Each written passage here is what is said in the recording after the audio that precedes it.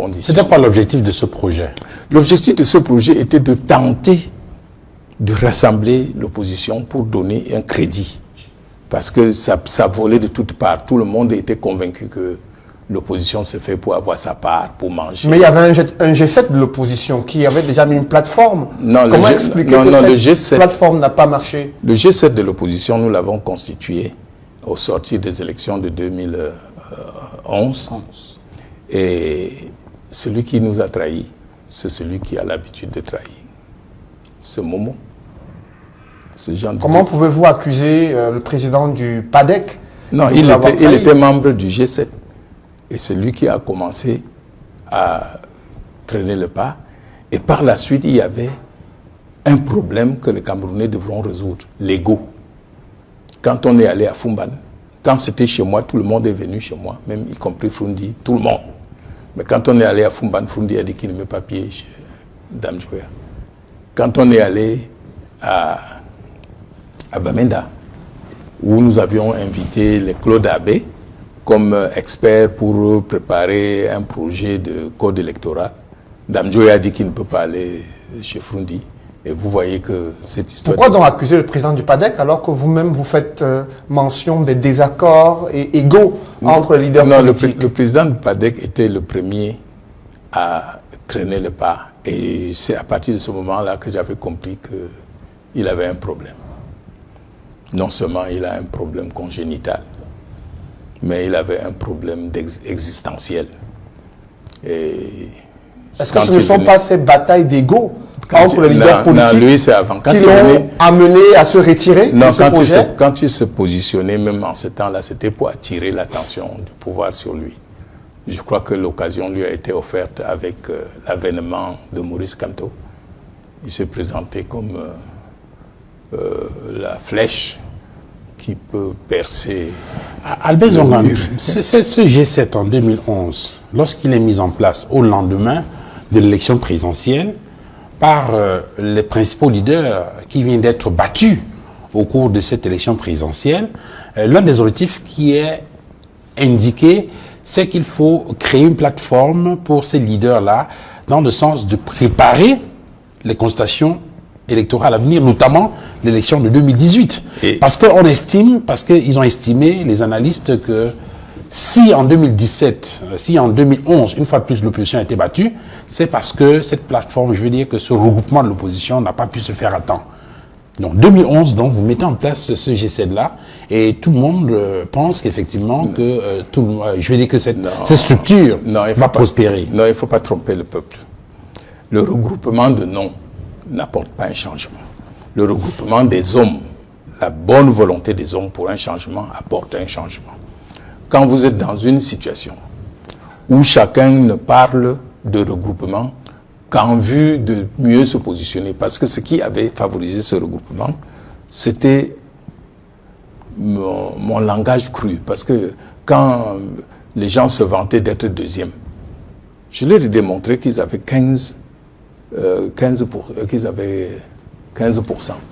et que 15% veut dire 1,5 sur 20. Et que quand tu as cette note, c'est éliminatoire, tu es zéro. Donc moi, j'avais quelque chose pour cent. Je ne trouve pas pourquoi celui qui avait 15% me dépassait. Parce que nous sommes tous... Environ 10% hein, oui, pour John Fondi, SDF, classé mais 10%, deuxième. 10%, ça fait quoi? Ça fait 1 sur 10. 10%, ça fait 1 sur 10.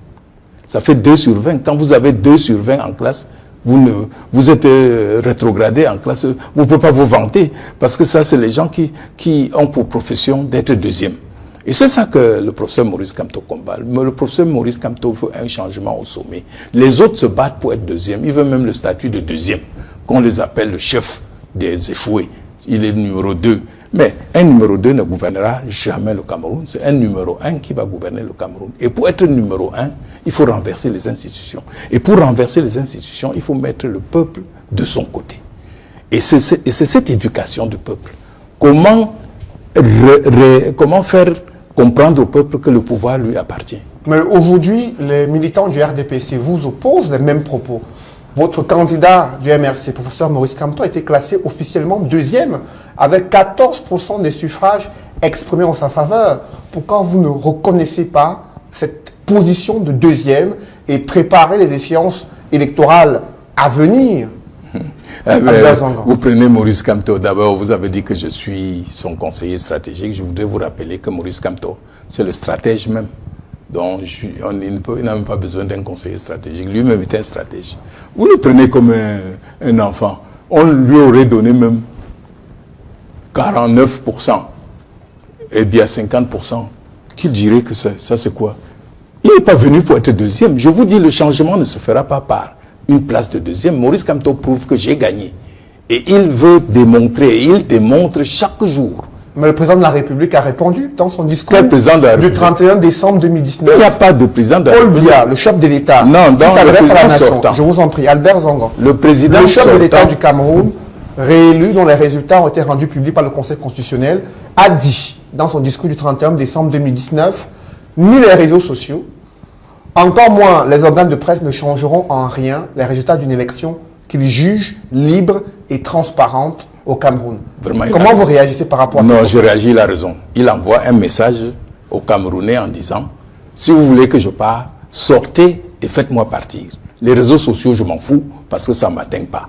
Les interventions internationales, non. Ça, c'est un message sûr. Voilà quelqu'un qui sait que le pouvoir se trouve dans les mains du peuple. Et quand mais il dit que ce peuple a tranché à travers une élection libre et transparente, et que le vainqueur a été proclamé. Attendez, c'est lui qui dit.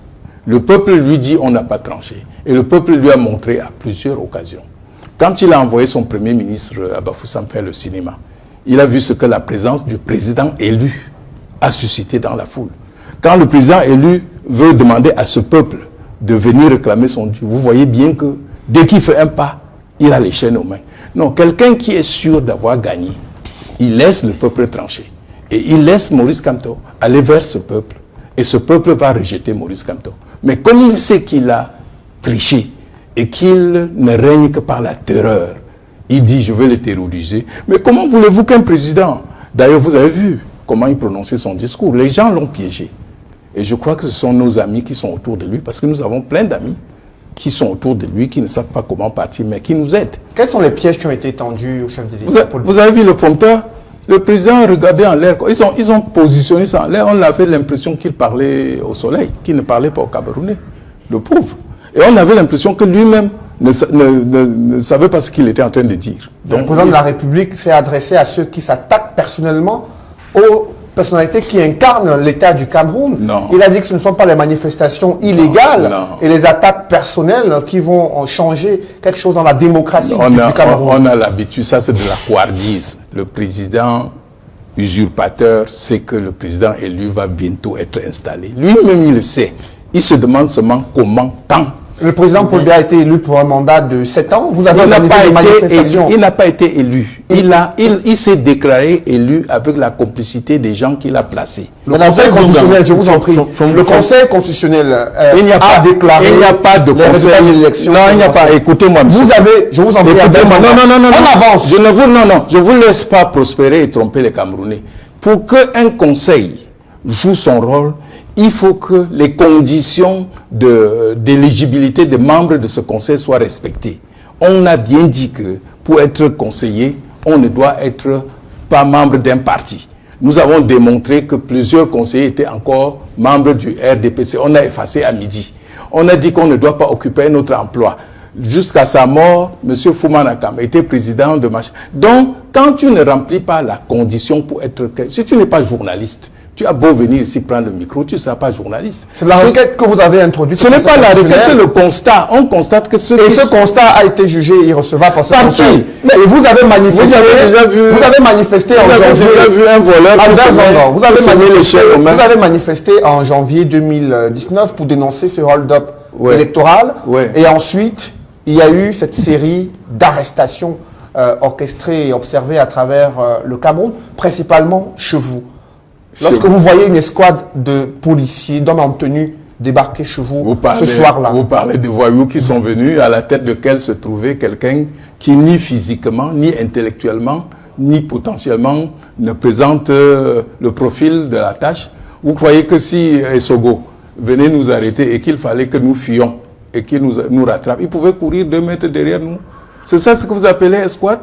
C'est une bande de voyous qui sont venus nuitamment nous kidnapper. Ce sont des forces de sécurité de l'ordre qui exécutent les instructions quand la force de sécurité devient force de l'insécurité, elle mérite que le peuple le juge. Et le peuple aujourd'hui a comme porte-parole Maurice Kamto. C'est connu. Écoutez, monsieur, ce n'est pas parce que le voleur est venu vous priver de votre radio que la radio cesse de vous appartenir. Vous vous battez pour récupérer votre radio. Et le voleur continue à mettre des stratégies pour cacher la radio. Monsieur Biya, c'est qu'il a perdu le pouvoir. Et il a perdu. Je veux même vous surprendre. Quand nous arrivons en prison, un prêtre vient nous faire la messe. Maurice Kamto et moi, on est assis. C'est un prêtre Betty. Et il dit, le ciel a libéré le Cameroun. À vous de le libérer sur terre.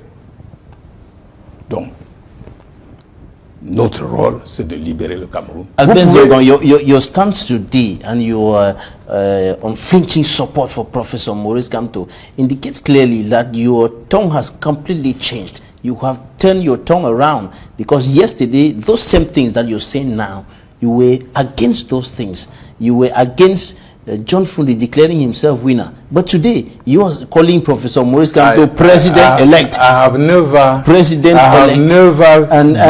And you're saying that the head of state who was elected...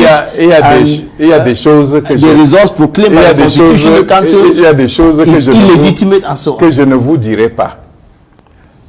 Chacun défend sa victoire. Ce n'est pas parce que les voleurs sont arrivés chez vous. Vous avez été faible. On a emporté vos affaires. Que quand le voisin crie, vous lui dites non, hier tu n'as pas crié. Non, monsieur. John Frundi n'a pas défendu sa victoire. Et je ne dirai pas plus. Il a accepté par la fin de baisser les bras. Maurice Kamto refuse de baisser les bras. Il dit qu'il poursuivra la mission que le peuple lui a donnée. Et le peuple, chaque jour que Dieu a créé, le regarde en disant, tiens, peut-être que celui-là est différent des autres. Parce que qu'est-ce que ce monsieur a fait? Il a mis sur les rails le train du changement, le train de la renaissance. Et il a pris soin de laisser les portes ouvertes. À chaque gare, ça s'arrête. Ceux qui ne sont pas contents descendent. Ceux qui sont contents, ils sont tous les jours plus nombreux, montent. Et il pense que d'ici à la gare d'arrivée, et la gare d'arrivée, elle est virtuelle. Ça peut être une gare qui va être demain. Ça peut être une gare qui va attendre. You will continue clamoring for a stolen victory through what the administration is qualifying as illegal activities, illegal demonstrations. Quel ministère? Quand vous croyez qu'un voleur a le droit d'être le gardien de prison? Vous parlez de quel ministère? Quand quelqu'un comme Atangadji peut aller ouvrir les yeux et dire je vais les arrêter, vous serez au village de Si Je Savais. Nous au moins on est au village de Si Je Savais. Lui il ne peut pas aller dans son village. Maintenant il ne sait même pas si son village existe. Entre lui et nous, qui est maintenant meilleur? Il a cru qu'en nous mettant en prison, on sortirait à genoux et on irait leur dire ah pardonnez-nous. Il nous a renforcés. Parce que le voleur ne sera jamais plus fort que le propriétaire.